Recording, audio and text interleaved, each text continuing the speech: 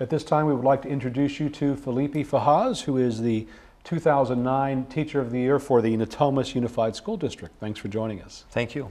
It's a pleasure. Tell us a little bit about where you teach and what you teach.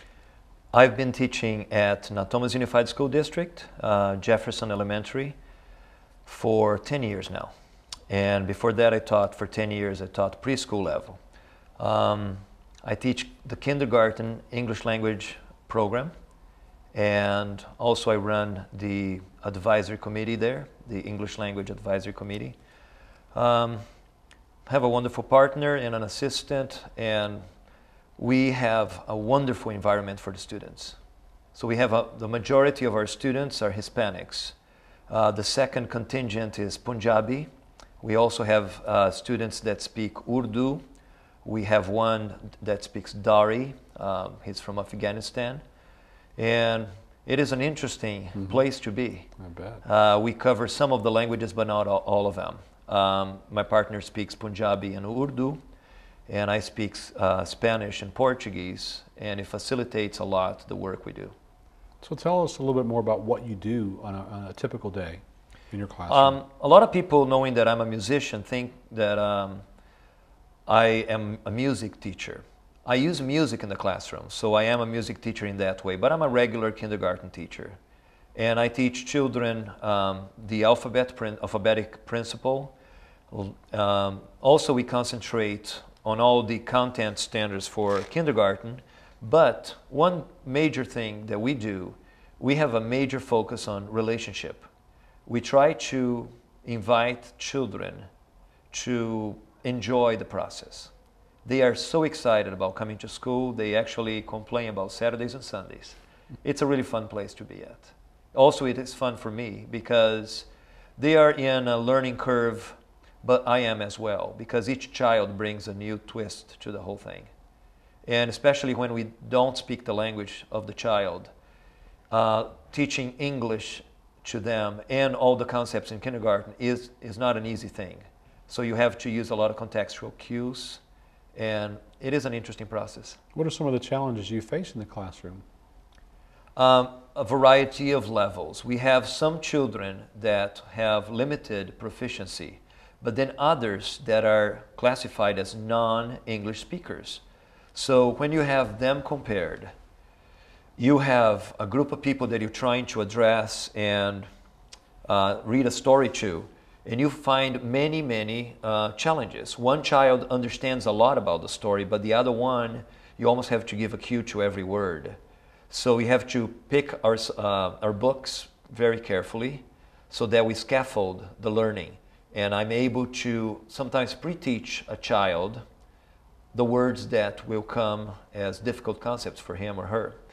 And that is one of the biggest challenges, because the variety of levels is just incredible. So if you have 20 students, you could have 10 different levels in there of English proficiency. So when you're dealing with students on different levels and them taking on the challenge of learning a new language, how do you motivate some of these children who may find it difficult, and you're trying to make sure they don't give up? Music and movement is probably the biggest tool I have. The project or the program I work with is Education Through Music from the Richards Institute of Education and Research in California. And since 2002, I've been studying with this group where we play the games, basically. The games are what we call song experience games, and they're basically the songs of folk, American, and English songs. And the contextual cues in the language are the biggest asset, because the child is seeing others moving according to the words. So the context is the movement itself, and the words are paraphrasing whatever is going on. So you are providing a let's say a multi-sensory experience where there's the language matched with the action. So we're providing everything, the context, for the person to learn English. These games are fantastic. I have the one particular child that I mentioned that speaks a language I don't, he is so motivated to repeat. He's motivated to sing along and make all the sounds more than other children that actually sometimes can understand. So it's very interesting. It's a way to equalize a little bit and share the way children can access the program. So that is the biggest thing, I imagine. So you say you've been teaching for 10 years? 20 years. 20 years. Okay. 10 years at Thomas. Okay. Now, in that long a period of time, how have you seen things change in the classroom, the needs of the students, let's say? The needs of the students, I think they have changed more in, if we say 50 years or more. I look at generational change. For example, one of the biggest things I see impacting children today is the fact that we share too much time with media.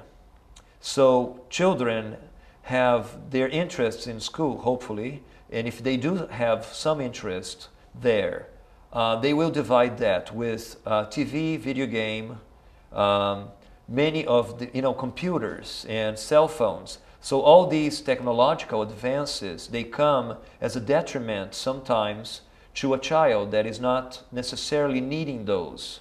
So we need to be careful about how and when we use these. For example, in the classroom, I am not a big proponent of computers with kindergarten. I feel like there's other issues there that I need to address. More social, emotional growth there.